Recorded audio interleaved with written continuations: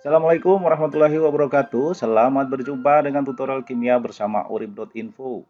Dan ini kita akan melanjutkan pembahasan soal yang terkait hukum 1 Faraday. Kita sampai pada soal kelima.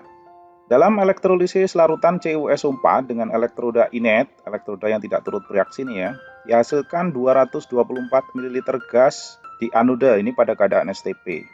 Kemudian massa endapan yang didapat di katoda itu berapa? Dan diketahui di soal AR dari Cu adalah 63,5.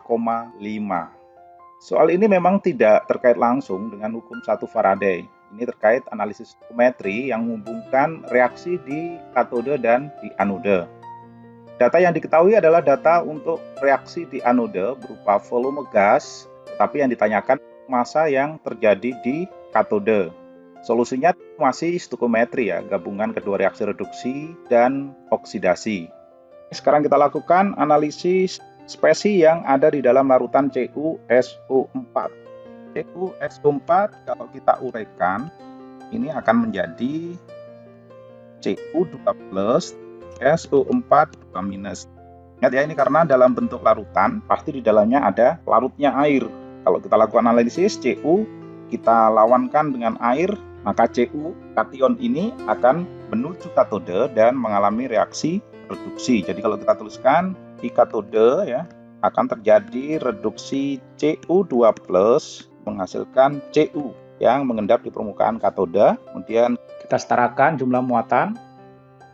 Sekarang di anode, kalau kation menuju katode, anion akan menuju anode. Tapi kita lihat dulu, SO4 2- ini, kalau kita bandingkan dari data dengan air, maka potensial oksidasi air itu lebih besar dibandingkan potensial oksidasi SO4 2-. Sehingga yang mengalami oksidasi adalah air.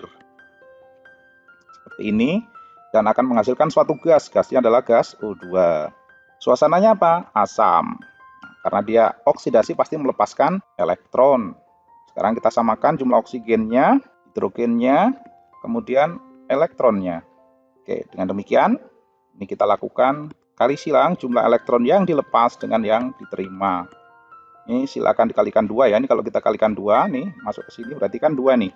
Ini 2, ini jadi 4, ini jadi 2. Setelah itu kita jumlahkan dan hasilnya adalah 2Cu2+ ditambah 2 H2O menghasilkan 2Cu yang padat plus O2 plus 4H+. Yang ini bis.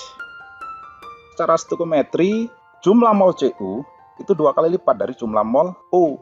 Ini koefisiennya 1, yang ini kan koefisiennya 2. Jadi kalau kita buatkan analisis berikutnya, NCu, jumlah mol Cu itu sama dengan 2 kali N dari O2. Jumlah mol Cu sama dengan 2 kali dari jumlah mol O2. Sekarang yang belum kita ketahui, NO2 ini berapa? Oke, kita tulis di sampingnya. NO2 itu bisa kita hitung dengan membandingkan volume pada keadaan STP. Ingat bahwa pada keadaan STP, volume setiap gas itu 1 mol sama dengan 22,4 liter per mol. Setiap mol gas apapun volumenya adalah 22,4 liter. Nah, kalau oksigen hanya ada 224 ml, ini sama dengan berapa mol? Berarti kita lakukan konversi kan? Jadi 224 ml, kita konversi, hasilnya adalah ini. Nah, kalau begitu, kita bisa dong menghitung N dari oksigen. N oksigen berarti sama dengan 0,224 liter dibagi 22,4 liter per mol, dan kita peroleh hasil 0,01 mol. Sudah kita dapatkan sekarang. Setelah ini kita dapatkan, berarti kita substitusikan ini ke sini. Jadi N dari Cu kita dapatkan 2 kali ya, 2 kali 0,01 mol. Jumlah mol dari Cu jadinya adalah 0,02 mol. Nah, ini yang kita konversi kemudian menjadi satuan massa. Jadi mol ke massa itu adalah konversi saja ya.